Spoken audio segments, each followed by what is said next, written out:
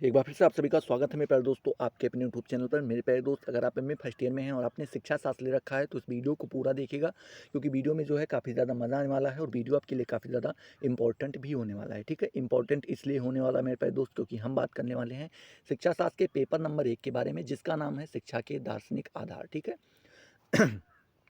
ये उसकी जो है 14 नंबर की क्लास होने वाली है। अगर आपने इसके पहले की जो है 13 क्लासें प्लस एक सिलेबस का वीडियो नहीं देखा है, तो उन सारी चीज़ों को जो है आप चैनल पे जाके देख सकते हैं और उनसे लाभान्वित भी हो सकते हैं। ठीक है? बात करें आज का जो प्रश्न होने वाला है, वो आज का प्रश्न आपसे पूछा गया है कि टैगोर के शिक्षा दर्शन का मूल्यांकन करना है और पाठ्यक्रम एवं शिक्षक के संबंध में उनके क्या विचार रहे हैं, इसको आपको यहाँ पे बताना होगा। ठीक है? उसी में अगर थोड़ा प्रश्न को घुमा के और पूछना चाहे तो पूछ सकता है कि टैगोर के शिक्षा दर्शन ने भारतीय शिक्षा व्यवस्था को कहाँ तक प्रभावित किया है, इसको अपने विचारों में आपको क्या करना रहेगा, बताना रहेगा। ठीक है, तो चलिए इसका जवाब आपको कुछ इस प्रकार से देना होगा। पहले आपको हेडिंग डालनी होगी टैगोर का शिक्षा दर्शन। ठीक है, पहले तो हम ये जानेंगे कि टैगोर का शिक्षा दर्शन है क्या। ठीक है। इसमें आपको लिखना होगा कि टैगोर शिक्षा शास्त्री के रूप में अपने स्वयं के प्रयास से, किससे मेरे प्यारे दोस्त, अपने स्वयं के प्रयास से प्रकट हुए। ठीक है, यह उनके जीवन में अनुभवों का आवश्यक परिणाम है था। मतलब कह रहे हैं कि ये उनके जीवन में जो भी अनुभव अनुभव अपने जीवन से उन्होंने प्राप्त किया है, वो उसका क्या था, एक आवश्यक परिणाम था। उनका संबंध ऐसे परिवार से था जो सब प्रकार से गतिशील विचारों और कार्यों तथा विभिन्न सामाजिक एवं सांस्कृतिक आंदोलनों का केंद्र था। ठीक है, बात करते हैं उनके परिवार के सदस्यों में प्राय सभी अच्छी बातों को के जानकार थे। मतलब कह रहे हैं उनके परिवार के जितने भी सदस्य थे, वो सभी लोग क्या थे, अच्छी बातों के अच्छे खासे जानकार थे। जैसे दर्शन के बारे में ज्ञान अच्छा हुआ करता था उनके लोगों के पास, विज्ञान के बारे में भी जानते थे, संस्कृति के बारे में जानते थे।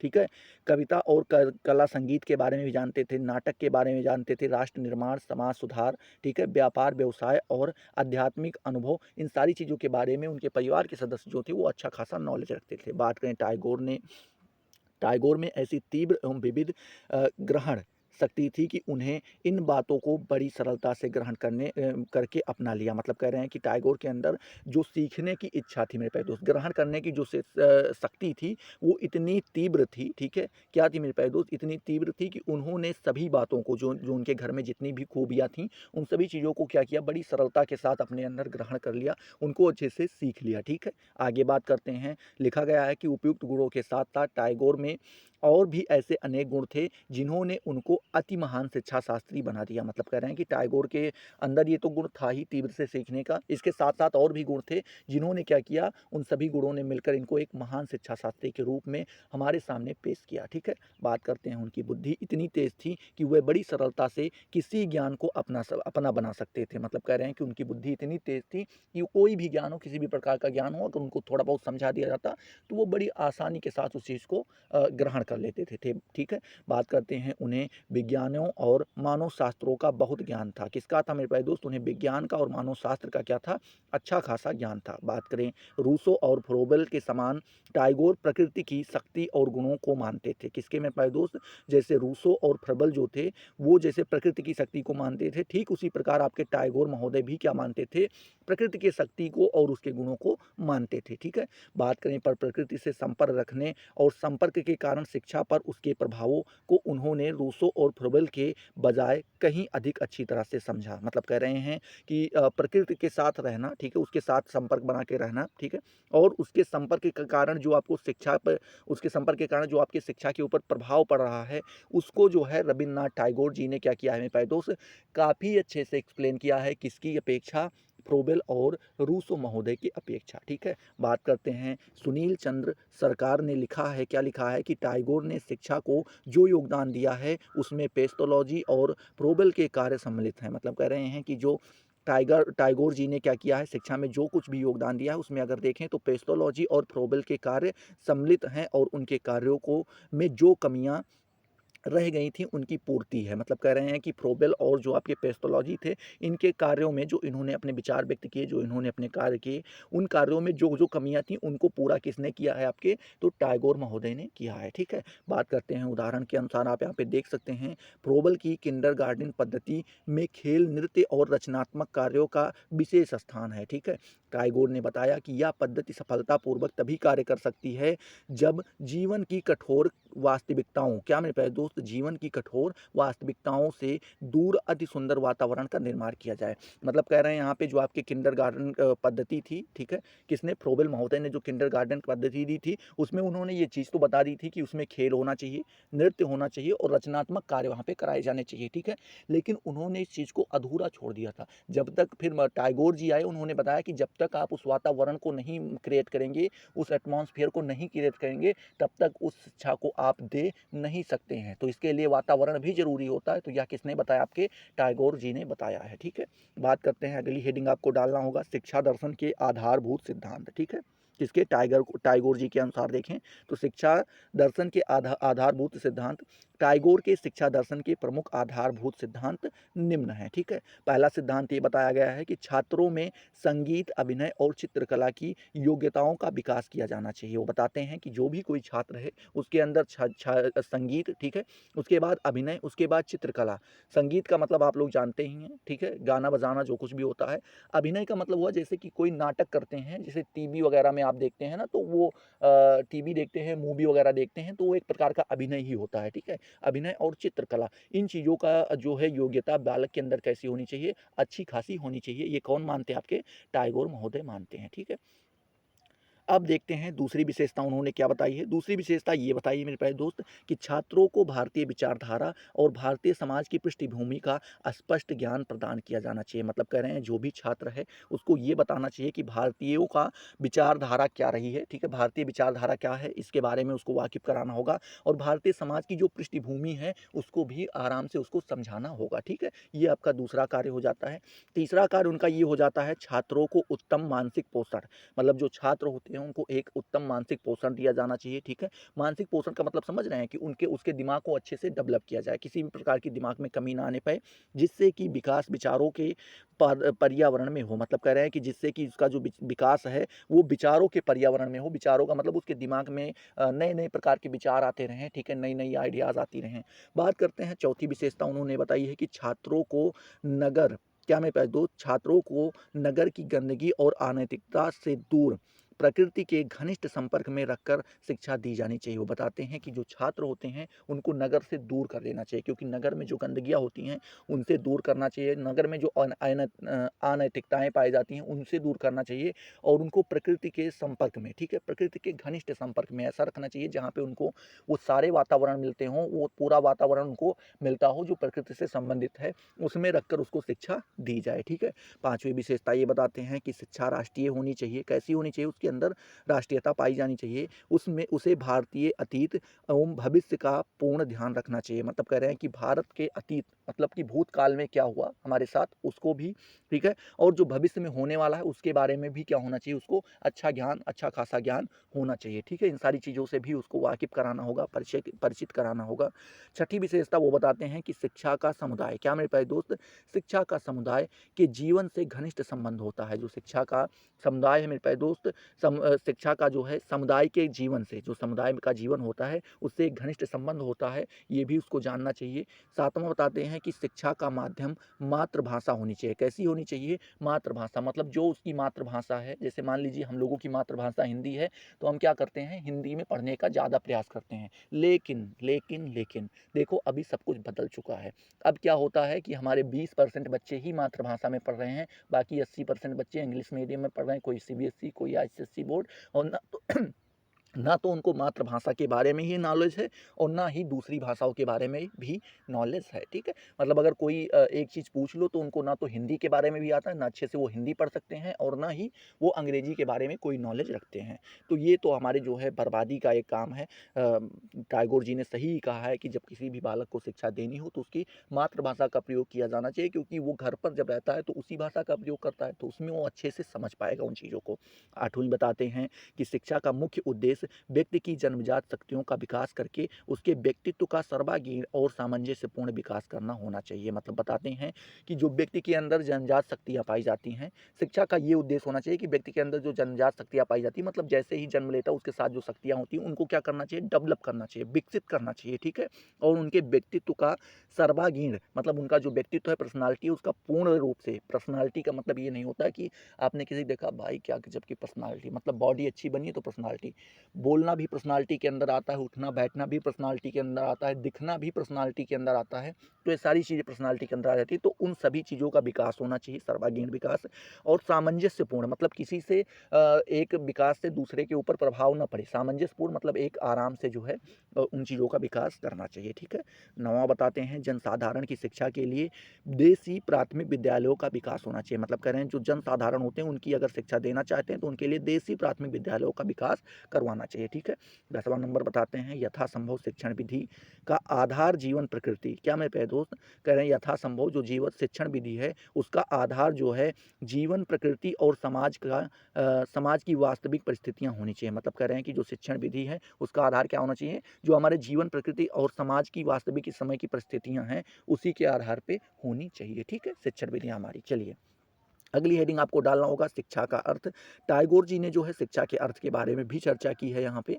तो बात करते हैं, टैगोर ने शिक्षा शब्द का प्रयोग व्यापक अर्थ में किया है। किसके रूप में मेरे पास दोस्त, व्यापक, मतलब बहुत बड़ा इसका क्षेत्र बताया है उन्होंने अपनी पुस्तक किसमें, पर्सनालिटी, किसमें मेरे प्यारे दोस्त, पर्सनालिटी में लिखा है। क्या लिखा है कि सर्वोत्तम शिक्षा वह है जो संपूर्ण सृष्टि में हमारे जीवन का सामंजस्य स्थापित करती है। क्या करती है मेरे प्यारे दोस्त, पूरी जो सृष्टि है, पूरा जो संसार है उसमें क्या करती है, हमारे जीवन का जो है सामंजस्य स्थापित करती है कि हम अपना जीवन अच्छे से यापन कर सकें। वही आपकी क्या हो जाती है, सर्वोत्तम शिक्षा हो जाती है। किसने कहा है, आपके टैगोर महोदय जी ने कहा है, ठीक है।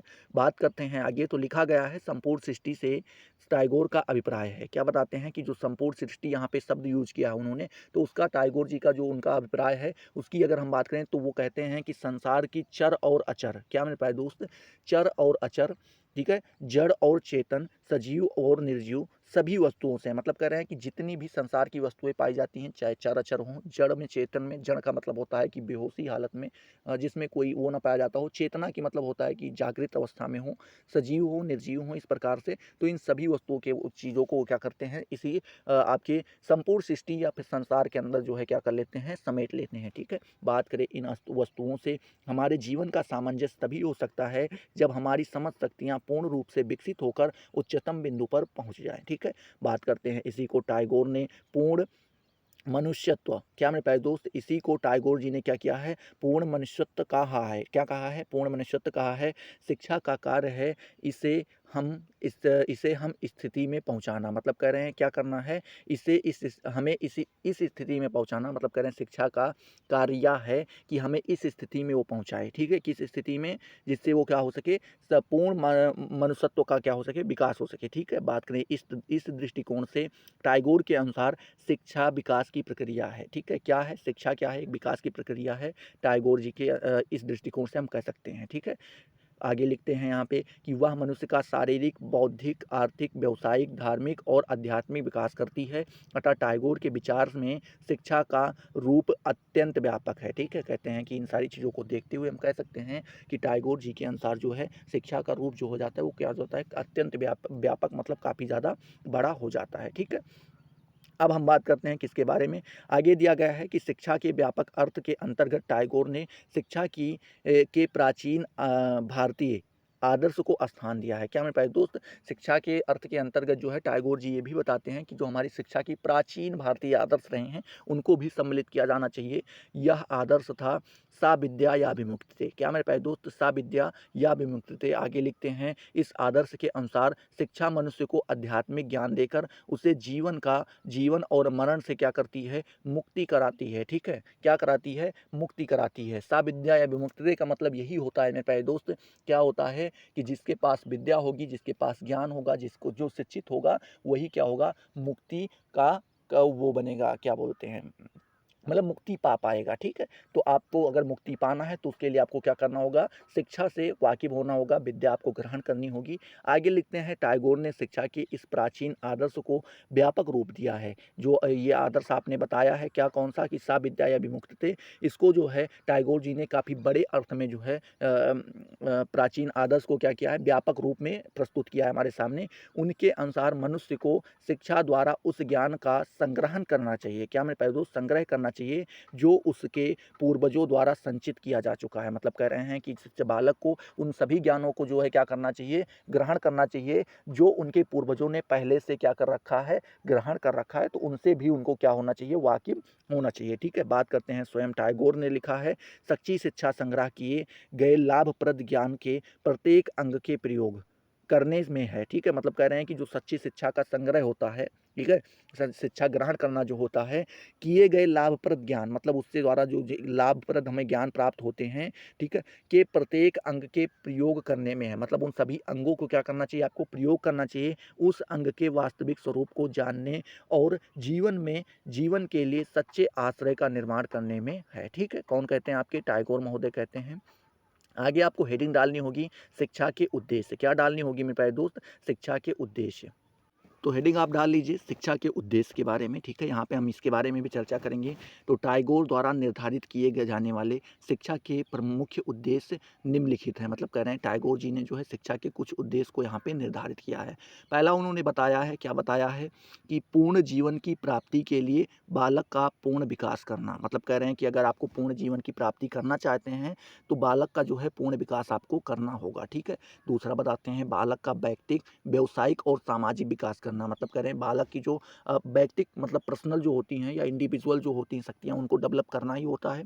व्यवसायिक मतलब कि आपको बिजनेस से संबंधित सारी चीज़ें जो है मतलब उसके जीवन यापन के लिए जिन भी रास्तों को वो अपनाएगा उसको डेवलप करना, और सामाजिक मतलब समाज में किस प्रकार से रहेगा उनको भी क्या करना होता है, डेवलप करना होता है। ठीक है, तीसरा बताते हैं बालक के शरीर का स्वास्थ्य और स्वाभाविक विकास। क्या मेरे प्यारे दोस्त, बालक का जो शरीर है उसका स्वस्थ और स्वाभाविक विकास एवं उनमें विभिन्न अंगों और इंद्रियों को प्रशिक्षित करना। मतलब कह रहे हैं और उसके अंदर जो जितने भी अंग होते हैं उसको क्या करना होगा, अंग को और इंद्रियों को अच्छे से प्रशिक्षित करना होगा जिससे वो अच्छे से वर्क कर सकें। ठीक है, बात करते हैं चौथे बारे में। तो चौथा उद्देश्य ये बताते हैं कि बालक को वास्तविक जीवन की बातों, मतलब जो वास्तविक जीवन की बातें होती हैं, स्थितियाँ जो होती हैं और जो पर्यावरण होती हैं उन सभी की जानकारी देकर उसमें उनसे अनुकूलन, क्या मेरे पास दोस्त, अनुकूलन करा के उसके मस्तिष्क का विकास करना। ठीक है, ये क्या हो जाता है आपका, ये आपका चौथा उद्देश्य हो जाता है। ठीक है, पांचवा उद्देश्य बताया गया है कि बालक को धैर्य, शांति, आत्म अनुशासन, आंतरिक स्वतंत्रता, आंतरिक शक्ति और आंतरिक ज्ञान के मूल्यों से अवगत करा के उसका नैतिक और आध्यात्मिक विकास करना। ठीक है, ये आपका पांचवा उद्देश्य हो जाता है। इस प्रकार टैगोर के शिक्षा के उद्देश्य व्यापक थे जो जीवन के हर क्षेत्रों को छूते हैं। ठीक है, अब हेडिंग आपको डालना होगा पाठ्यक्रम के बारे में। पाठ्यक्रम के ऊपर भी जो है किसने, आपके टैगोर महोदय ने चर्चा की है। टैगोर के अनुसार शिक्षा का मुख्य उद्देश्य पूर्ण जीवन की प्राप्ति के लिए मनुष्य का पूर्ण विकास करना है। ठीक है, मतलब कहते हैं टैगोर जी के अनुसार अगर देखें तो शिक्षा का जो मुख्य उद्देश्य हो जाता है वो यही होता है कि वो अपने पूर्ण जीवन की प्राप्ति करने के लिए क्या करे, अपना पूरा क्या करे, पूर्ण विकास करे। ठीक है, इसके आगे लिखते हैं कि इस उद्देश्य को ध्यान में रखकर उन्होंने पाठ्यक्रम के विभिन्न प्रकार के अनेक विषयों और क्रियाओं को स्थान देकर उसे व्यापक रूप प्रदान किया है। ठीक है, मतलब कह रहे हैं कि इन चीज़ों को ध्यान में रख करके उन्होंने क्या किया है, पाठ्यक्रम के जितने भी प्रकार के अनेक विषय होते हैं उनको सम्मिलित किया है और जितनी भी क्रियाएं होती हैं उनको स्थान भी दिया है और उसे व्यापक रूप प्रदान किया है। ठीक है, देखते हैं यहाँ पे लिखा गया है कि टैगोर द्वारा दिए गए पाठ्यक्रम के कुछ मुख्य विषय और क्रियाएं निम्न हैं। ठीक है, यहाँ पे कुछ चीज़ों के बारे में बताया गया है। पहला बताया गया है विषय के बारे में, कौन कौन से सब्जेक्ट्स आपके होंगे। तो इसके अंतर्गत इतिहास आना चाहिए, विज्ञान हो, प्रकृति हो, प्राकृतिक अध्ययन हो, भूगोल हो, साहित्य हो, ये सारी चीज़ें जो है आपकी विषय के अंदर आ जाती हैं। क्रियाओं के अंतर्गत जो आ जाती हैं मेरे प्यारे दोस्तों, आ जाती है नाटक होना चाहिए, भ्रमण होना चाहिए, ठीक है, बागवानी होनी चाहिए, क्षेत्रीय अध्ययन होना चाहिए, प्रयोगशाला कार्य होना चाहिए, ड्राइंग ड्राइंग होनी चाहिए, ठीक है। उसके बाद मौलिक रचना होनी चाहिए, अजायब घर के लिए विभिन्न वस्तुओं का संग्रह करना आदि इसके अंतर्गत आ जाते हैं, ठीक है। किसके अंतर्गत मेरे प्यारे दोस्त? तो क्रियाओं के अंतर्गत आ जाते हैं।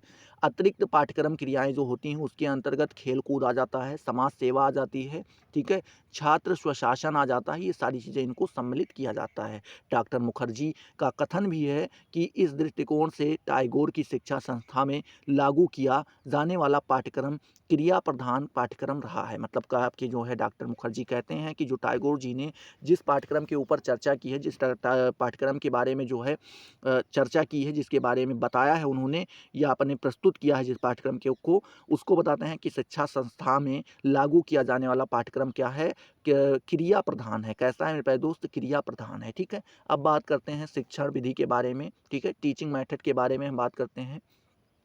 टैगोर ने अपनी शिक्षण विधि के निम्नलिखित प्रमुख सिद्धांत बताए हैं, ठीक है। यहाँ पे कुछ सिद्धांत उन्होंने बताया। पहला सिद्धांत उन्होंने ये बताया है कि शिक्षण विधि को बालक की, क्या मेरे प्यारे दोस्त? शिक्षण विधि को बालक की स्वाभाविक रुचियों और आवेगों, ठीक है, किसके मेरे प्यारे दोस्त? रुचियों और आवेगों पर आधारित करना। मतलब कह रहे हैं कि जो बालक की शिक्षण विधि होती है मेरे प्यारे दोस्त, उसको बालक की स्वाभाविक रुचि, जो उसकी स्वाभाविक क्या बोलते हैं, इंटरेस्ट जो होता है उसको ध्यान में और आवेगों पर आधारित करना चाहिए। आगे लिखते हैं कि शिक्षण विधि को जीवन की वास्तविक परिस्थितियों, प्रकृति की वास्तविक बातों और समाज की वास्तविक जीवन के अनुकूल बनाना, ठीक है। ये हो जाता है आपका दूसरा सिद्धांत। तीसरा सिद्धांत वो बताते हैं कि शिक्षण विधि में वाद विवाद और प्रश्नोत्तर का प्रयोग करना। वाद विवाद और प्रश्नोत्तर का मतलब तो आप लोग समझते ही होंगे। चौथा बताते हैं यहाँ पे कि शिक्षण विधि में नृत्य, अभिनय और उसके बाद दस्तकारी, ठीक है, आदि को स्थान देकर शारीरिक क्रियाओं को महत्व देना और इसी प्रकार क्रिया विधि का प्रयोग करना, ठीक है। क्या मेरे प्यारे दोस्त? इस प्रकार क्रिया विधि का आपको क्या करना होगा? प्रयोग भी करना होगा, ठीक है। पांचवा सिद्धांत तो बताते हैं, वो ये बताते हैं कि शिक्षण विधि में बालक के अनुभवों और इंद्रियों का प्रयोग करना। जो शिक्षण विधि होती है उसमें जो बालक के अनुभव होते हैं और जो उनकी इंद्रियां होती हैं उनको भी प्रयोग में लाना चाहिए, ठीक है। छठा बताते हैं कि टैगोर ने जीवन यापन द्वारा सीखने पर बल दिया है। मतलब कह रहे हैं कि जीवन यापन के द्वारा जो चीज़ें आप सीखते हैं, मतलब जैसे मान लीजिए आप अपना जीवन जी रहे हैं, उसमें कुछ ना कुछ चीज़ें जो है आपको ऑटोमेटिक समझ में आ जाती हैं कि अरे ये होना था, ये नहीं ये होना चाहिए था। तो उन चीज़ों से भी जो क्या होता है, आदमी हमेशा सीखता रहता है, उस पे भी वो बल देते हैं। बात करें शिक्षण की सर्वोत्तम विधि बताते हुए टैगोर ने लिखा है कि भ्रमण के समय पढ़ना, क्या मेरे प्यारे दोस्त? भ्रमण के समय पढ़ना शिक्षण की सर्वोत्तम विधि है। मतलब कह रहे हैं टहलते-टहलते आप जो है किसी चीज़ के बारे में जानकारी प्राप्त करते हैं।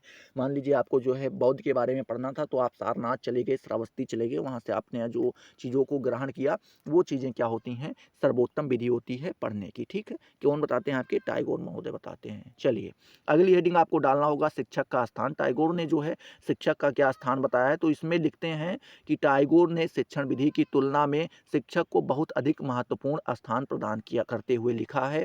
क्या लिखा है मेरे प्यारे दोस्त? कि शिक्षा केवल शिक्षक के द्वारा ही और शिक्षण विधि के द्वारा कदापि नहीं दी जा सकती। मतलब कह रहे हैं कि जो टैगोर जी हैं उन्होंने शिक्षण विधि की तुलना में जो है शिक्षक को बहुत अधिक महत्वपूर्ण स्थान दिया है, ठीक है।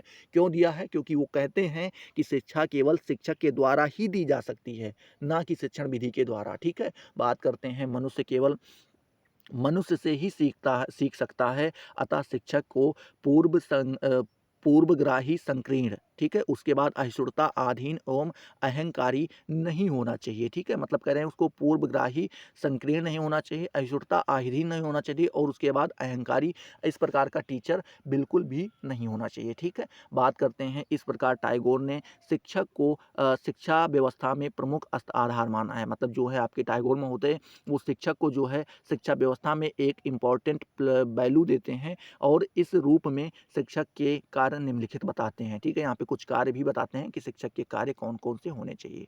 बताते हैं कि शिक्षक और बालक को समान रूप से सांस्कृतिक परंपराओं का अनुकरण और सत्य की खोज करनी चाहिए, ठीक है। दूसरा बताते हैं सांस्कृतिक परंपराओं का मतलब समझ रहे हैं ना, अपनी आपकी संस्कृति से जुड़ी जो परंपराएं आ रही हैं, जैसे कि मान लीजिए होली मनाते हैं, दीपावली मनाते हैं, ईद मनाते हैं, बकरीद मनाते हैं, इन सारी चीज़ों से आपको संबंधित होना चाहिए।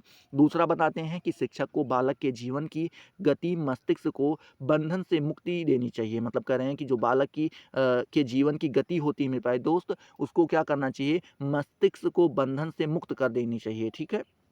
बात करते हैं, तीसरा बताते हैं, शिक्षक को ऐसे वातावरण का निर्माण करना चाहिए जिससे बालक स्व अनुभव द्वारा अधिक सरलता और दक्षता से सीख सके। ठीक है। चौथा बताते हैं, शिक्षक का कोई भी कार्य बालक की रचनात्मक शक्ति का दमन करने वाला और उसकी उल्लासवर्धक वृत्ति को में बाधक नहीं होना चाहिए। मतलब कह रहे हैं कि टीचर का कोई भी ऐसा कार्य ना हो जो बालक की रचनात्मक शक्ति, मतलब जो उसकी क्रियोसिटी है उसका क्या करे, दमन करे, उसको खत्म करे। ठीक है। ऐसा कोई कार्य नहीं करना चाहिए और ना ही ऐसा कोई कार्य करना चाहिए जिससे उल्लासवर्धक वृत्ति में बाधक नहीं होना चाहिए। मतलब कह रहे हैं कि बालक के अंदर जो उल्लास उठ रहे हैं, जो खुशी हो रही है उन चीज़ों को पढ़ने के बाद, तो कोई ऐसा कार्य ना करे कि मारे पीटे और उसकी खुशी उससे गायब हो जाए और उन चीज़ों से वो दूर हटने लगे। ठीक है। तो इस प्रकार का कोई भी कार्य उसको नहीं करना चाहिए। बात करते हैं, शिक्षक को शिक्षण विषयों में विश्वास ना करके जीवन के सिद्धांतों, मानव आत्मा की पवित्रता और व्यक्तिगत प्रेम में विश्वास करना चाहिए। मतलब कह रहे हैं जो टीचर होता है उसको ये ध्यान में रखना चाहिए कि उसको शिक्षण विषयों में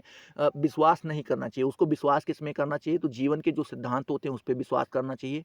मानव आत्मा की जो पवित्रता होती है उस पर उसको विश्वास करना होगा और व्यक्तिगत प्रेम में भी विश्वास आपको रखना होगा। ठीक है। एक शिक्षक के तौर पे बात करते हैं, छठी जो विशेषता बताते हैं वो बताते हैं, छठा कार्य जो होता है उनका ये होता है कि शिक्षक को बालकों को प्रेरणादायी एवं शिक्षाप्रद अनुभव प्रदान कराने चाहिए। ठीक है। मतलब कह रहे हैं जो टीचर होता है उसको जो है उसका ये कार्य हो जाता है कि वो बालक को जो है प्रेरणादायी, मतलब कोई ऐसा बताए जो उसके लिए मोटिवेशन बन जाए या शिक्षाप्रद अनुभव प्रदान कराए। ठीक है। बात करें ना कि पुस्तकीय ज्ञान, क्योंकि ऐसा करने से वह बालक को ज्ञान का अर्जन करने की प्रेरणा नहीं दे सकता। मतलब कह रहे हैं क्योंकि ऐसा करने से वो क्या कर सकता है, बालक को ये नहीं कह सकता कि तुम इस ज्ञान को अर्जन करो, इसको ग्रहण करो। ठीक है। बात करते हैं अगली हेडिंग, तो यहाँ पे बताया गया है शिक्षा दर्शन का मूल्यांकन। ठीक है। लिखते हैं कि टैगोर के शैक्षिक विचार और प्रयोग बिल्कुल नए और मौलिक जान पड़ते हैं। ठीक है। जो टैगोर जी ने जितने भी शैक्षिक विचार बताए हैं वो हमको एकदम बिल्कुल नए लग रहे हैं और उसके बाद मौलिक जान पड़ते हैं। लिखते हैं, अतः 20वीं शताब्दी के प्रारंभ भाग के भारतीय शिक्षा शास्त्री में टैगोर सबसे श्रेष्ठ थे। मतलब कह रहे हैं जैसे 20वीं शताब्दी की स्टार्टिंग होती है जहाँ से, वहाँ पे देखें तो भारतीय शिक्षा शास्त्रियों में टैगोर का जो है सबसे इम्पोर्टेंट प्लेस दिखाई पड़ता है, महत्वपूर्ण स्थान हमें दिखाई पड़ता है। ठीक है। बात करते हैं टैगोर के शिक्षा दर्शन का मूल्यांकन करते हुए डॉक्टर H.B. मुखर्जी जी ने लिखा है, क्या लिखा है कि टैगोर आधुनिक भारत में शैक्षिक पुनरुत्थान, क्या मेरे प्यारे दोस्त, जो शैक्षिक पुनरुत्थान मतलब जो शैक्षिक का पुनरुत्थान दिखाई पड़ता है कि सबसे महान पैगंबर थे। ठीक है। बात करते हैं, पैगंबर का मतलब होता है भगवान के द्वारा भेजा गया कोई दूत। समझ रहे हो ना। जैसे आप जब मुस्लिम धर्म में जाएंगे तो वहाँ पे जो है जो भगवान के द्वारा दूत भेजे जाते हैं, गॉड के द्वारा जो दूत भेजे जाते हैं, अल्लाह के द्वारा जो दूत भेजे जाते हैं उनको पैगंबर कहा जाता है। ठीक है। उन्होंने अपने देश के सामने, क्या मेरे प्यारे दोस्त, उन्होंने अपने देश के सामने शिक्षा की सर्वोच्च आदर्श को स्थापित करने के लिए निरंतर संघर्ष किया है। उन्होंने अपनी शिक्षा संस्थाओं में शैक्षिक प्रयोग किए हैं। मतलब कह रहे हैं उनकी जितनी भी शिक्षा संस्थाएं हैं उसमें अपनी शैक्षिक प्रयोग भी किए हैं उन्होंने, जिन्होंने उनको आदर्श का अजीव प्रतीक बना दिया। मतलब कह रहे हैं जिन्होंने क्या किया, उनको आदर्श का सजीव प्रतीक भी बना दिया। तो आई होप ये सारी चीज़ें आपको क्लियर हुई होंगी। अगर क्लियर हुई तो फटाफट वीडियो को लाइक करो, अपने दोस्तों के साथ शेयर करो। अभी तक अगर आपने चैनल को सब्सक्राइब नहीं किया तो सब्सक्राइब करके बेल वाले आइकन को जरूर प्रेस कर दो, जिससे आपको सारी नोटिफिकेशन मिलती रहें और आप उनसे लगातार लाभान्वित होते रहें। तो चलिए अगले वीडियो में मिलते हैं नए जोश नए टॉपिक के साथ। तब तक के लिए जय हिंद, जय भारत।